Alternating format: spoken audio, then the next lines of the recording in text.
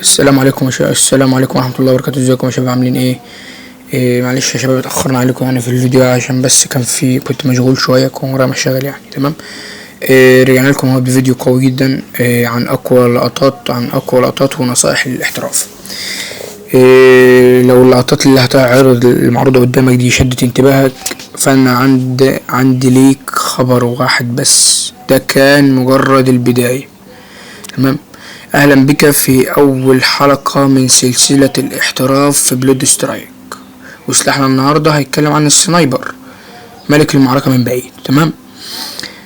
بيقولك اول حاجة لازم تبقى عارفها انك تختار مكان القنص الصح، انك لازم تكون مختار مكان تبقى تفضل عايش وتجيب كيل ورا التاني، ولازم تعرف تقف فين، واختار زاوية مفتوحة لكن فيها تغطية ومكان محدش يتوقعك فيه. لازم تعمل ايه؟ لازم تاخد كفر وتبقى واخد احتياطاتك يعني عشان وتعرف تجيب السنايبر وكلام من ده. تمام. تاني حاجة هتبقى توقيت الضرب، ده اساس كل حاجة عن السنايبر.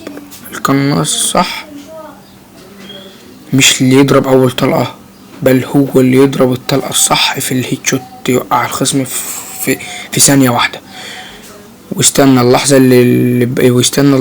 اللي جاية اللي واقف فيها ثابت، اللي هو ايه، اقف فيها ثابت وطالع من التغطية واضرب. يعني اختار اللحظة اللي انا اقف فيها صح، اللي انا اطلع فيها صح، الوقت اللي انا اطلع فيه صح، واطلع فيه واضرب الخصم وارجع تاني لنفس المكان عشان ما نجابش من حد. تمام.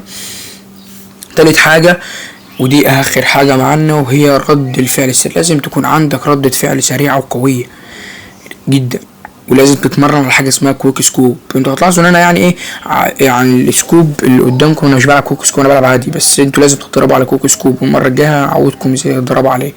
هتضغط صوب واطلق بسرعه، لو سبقت عدوك بجزء من الثانيه انت اللي كسبت. يعني لو جبت عدوك قبل ما هو يلاحظك يبقى انت اللي كسبت اسمه ايه ده، الحرب دي او المعركه دي. تمام. ولو عايز تحترف السنايبر وخليه سلاحك الاساسي في كل جيم، يومين بس ورجع الفيديو تاني، بعد كده هتلاقي نفسك اتغيرت تماما. يعني كل جيم لو بقيت تحترف عايز تبقى سلاحك الاساسي في كل جيم، في يومين بس راجع الفيديو ده تاني، بعد كده هتلاقي نفسك اتغيرت تماما. الحلقة الجاية هتكلم عن اقوى ليد دوت ماشي. بس اهم حاجة ما تستنوا اعملوا لايك واشتراك وفعل زر الجرس.